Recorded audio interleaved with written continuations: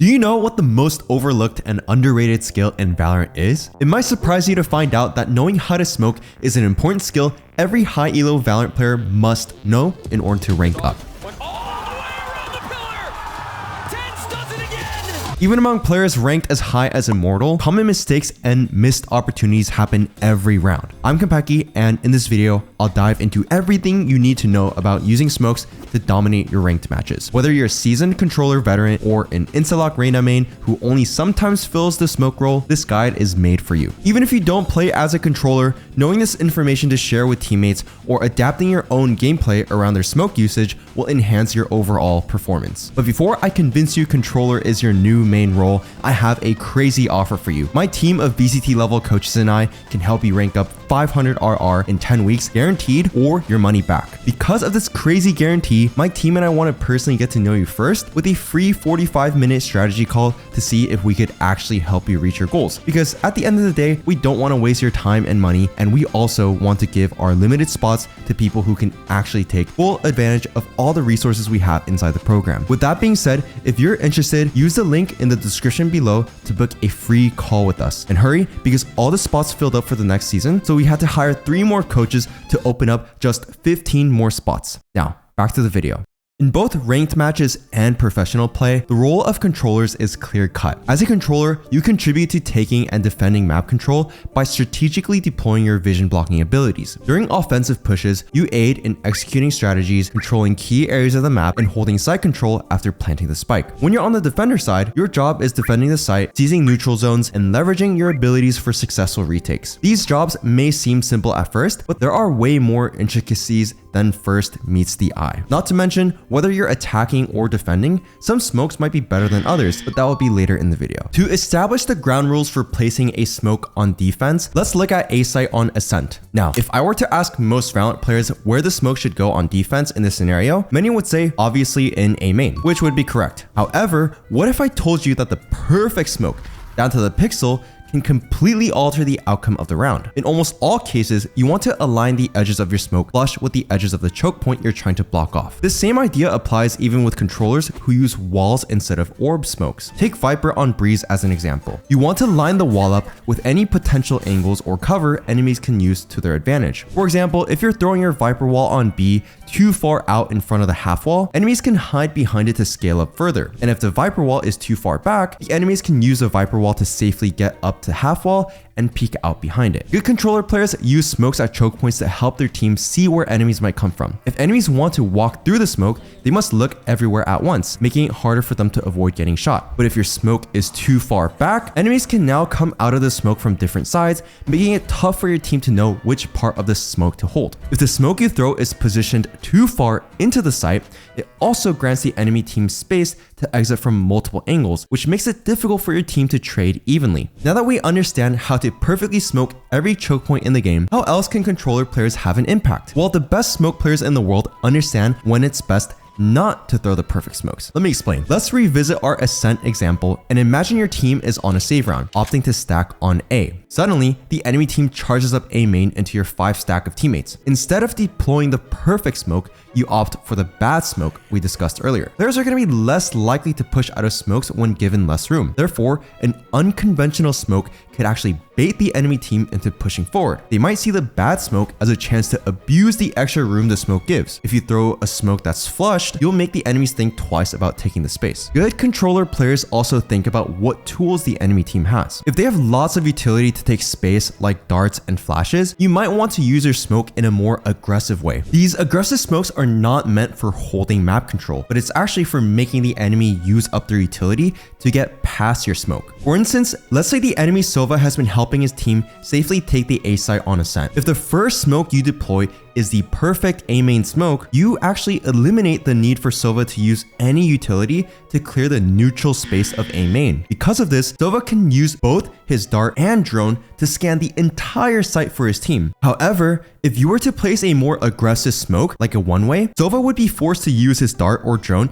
to clear this aggressive smoke. If Sova uses his utility to clear the one-way smoke, you and your teammates could then fall back and deploy the main smoke. With this play, you've traded control of A main space for Sova's utility rather than simply handing over this space for free with an A main smoke. Little changes like this in your gameplay can become game-winning plays. Another important aspect of defensive smokes is using them to retake bomb sites. Your main goal on retake is to isolate angles so your team can take one fight at a time. This works on every map, but let's look at A site on Ascent again. Instead of just smoking A main right away, it might be better to put the smoke right on the site itself. If you know enemies aren't all in A main, smoking on site lets your team safely get out of A heaven. Your team can also drop into the smoke to fight players in hell together. This way, you don't have to worry about enemies attacking from different sides simultaneously. But if you're sure all the remaining enemies are in A main, just smoke there. That's the best choice. You always want to make sure you communicate with your team to decide on the best way to go for the retake. Ensure your team has all the information needed to make the correct call. Now that we are well on our way to being masters of smoking on defense, let's talk about the goals of playing controllers on the attack side.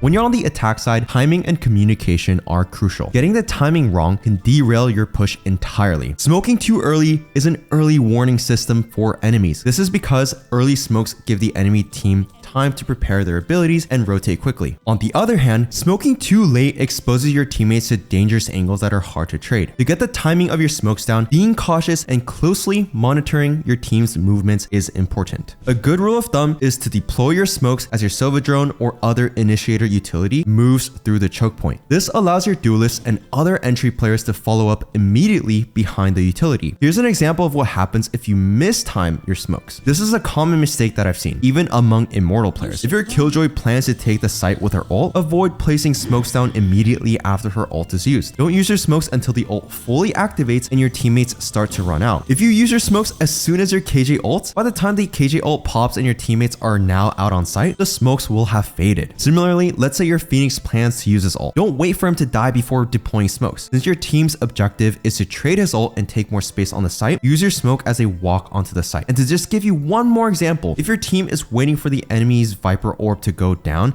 before they push, make sure you keep your own Viper wall down so you have enough gas to put up your wall as long as possible during the actual site hit. Mastering these timings is crucial to ensure your smokes don't fade too early and put your team in unwinnable fights. Now, after you've thrown down your smokes with the correct timing, what do you do next? Your role shifts to becoming the second player to enter any site. More often than not, your duelist will create space on the site, your initiator will be using utility, and your sentinel might be lurking. This leaves the controller as a second player to push out and trade your teammates in front of you. Some controller players tend to prioritize staying alive for as long as possible. However, it's crucial to know when to ramp up the aggression and trade your team on the attack rather than staying back to conserve your utility. Once your smokes are used, you should focus on maintaining sharp aim to support your duelists in securing the trades. After you've used all your smokes, communicating when your smokes are about to fade and when you'll have another smoke ready is also going to be important for helping your team's attacking power. This coordination is more noticeable on controller agents like Viper or Harbor who utilize walls instead of orb smokes. Informing your team of the status of your smokes, Hold down. whether they're going down or when they'll be available again, can change how well your entire team plays in a round. Let's use Viper again for example on Breeze. You can tell your Sova to save his dart until you put up your wall so your team can find free picks through the wall with the dart scans. If you tell your duelist that your wall is going down, they can make sure to reposition themselves to a safe position instead of being left out in the open. And lastly, your sentinel can wait until the wall goes down to then lurk up mid and get the timing, since enemies will be looking towards A main, which is the direction the wall just went down. Providing your team with detailed information about your smoke timings I'm gonna wall up soon, okay? Yeah, the one again.